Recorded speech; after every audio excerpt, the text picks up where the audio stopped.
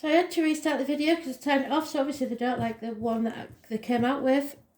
So we'll try again.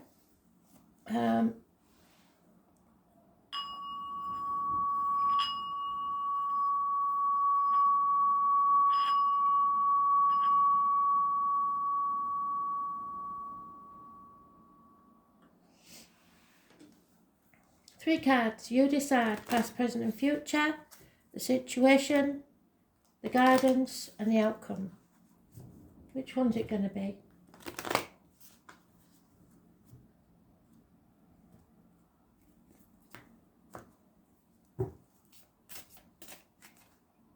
"17, it haunts us, doesn't it? One day we might find out what it is. Well, it's the dawning of Aquarius, really. So it's the wider society. 26. 6. We had that yesterday, I'm sure we did. And the number 1. Outside energy.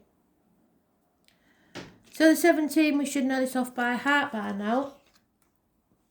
It's the following.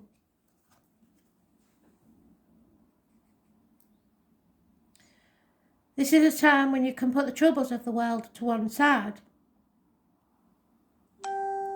It's the season of autumn.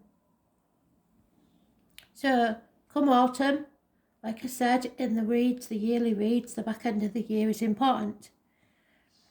When everything in nature settles down for the long, sleepy hibernation of winter.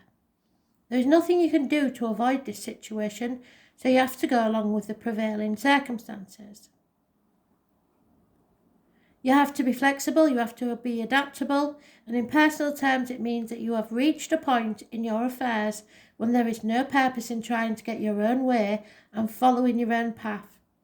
If you carry on regardless, ignoring the underlying facts of the present situation, you're going to come badly unstuck. It's not that the universe is lined up against you, but that your goals and the general atmosphere of the time are out of sync. So you're looking at your own happiness without thinking about anybody else's. The intelligent approach is to be as flexible and laid back as possible. 26.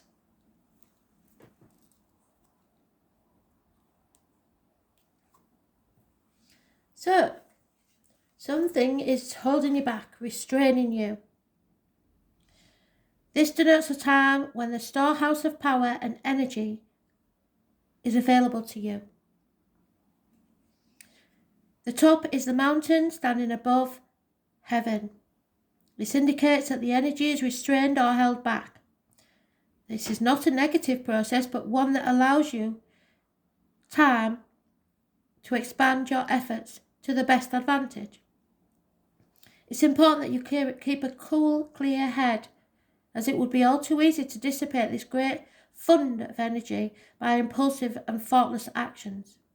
This is not the time to rush forward in a big hurry to get things done or get what you want. You can achieve much more by being calm and still. Draw people to you through your obvious inner strength, rather than through overt actions. You can accomplish much now and realise wide-reaching ambition, but the more altruistic your motive, the more likely you are to succeed. So in other words, if you think of others. And what Spirit is saying to you is they're pulling you back and pulling you back and pulling you back so that you can see what you really want, like the archer with his arrow. And then when you finally let the arrow go, you've got to let it go without control and hope that it hits the mark. But that wouldn't happen without the drawback of the bow. So you are being drawn back so that you can see exactly where you want to aim for. And when you do go, you will go quickly and straight to the target. So, the outcome then. It means there is going to be conflict. There's no two ways about that. Whatever you are doing at present, or whatever course of action you embark on, you are no doubt convinced that you are doing exactly the right thing. But there's sometimes a fine line between conviction and your ego. So your ego is not big-headedness, it's your inner child having a tantrum because you're not getting your own way. Both will get you in trouble, as they are too determined. To put it simply, if you try and carry on in an essentially pig-headed manner, you can expect to meet with very determined opposition, which will overpower you. It really does not matter what sphere of life or attention has turned to, be it business, social activities, or personal affairs. Anything you attempt now does not augur well, and you should put off any plans on the shelf for the time being. You can always resurrect them at a later and more auspicious moment. Regardless of how right you may feel you are, it is, after all, only your point of view, and those of others are equally valid. So what we don't know about the external energy is that you're creating something. So out of all this will come something.